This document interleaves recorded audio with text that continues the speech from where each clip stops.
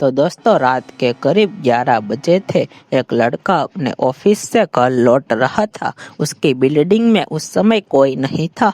पूरा माहौल बिल्कुल शांत था। वो धीरे धीरे लिफ्ट के पास गया और बटन दबाया। लिफ्ट का दरवाजा खुला, अंदर कोई नहीं था। वो अंदर चला गया।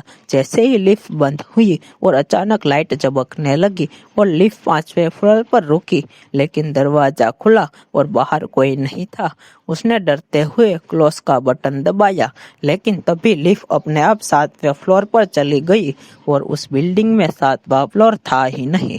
दरवाजा धीरे से खुला और सामने एक लड़की खड़ी थी। उसका चेहरा नीचे झुका हुआ था, बाल पूरे चेहरे पर थे। वो धीरे धीरे लिफ्ट के अंदर आई।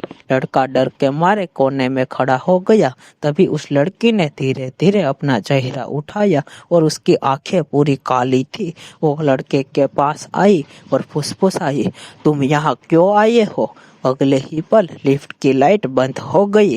जब लाइट वापस आई तो लिफ्ट खाली थी और वह लड़का कभी वापस नहीं मिला। आज भी उस बिल्डिंग की लिफ्ट रात 11 बजे अपने आप 7वें फ्लोर पर जाती है। अगर दोस्तों आप लोगों को यह कहानी डरावनी लगी तो हमारे चैनल को सब्सक्राइब जरूर से करें।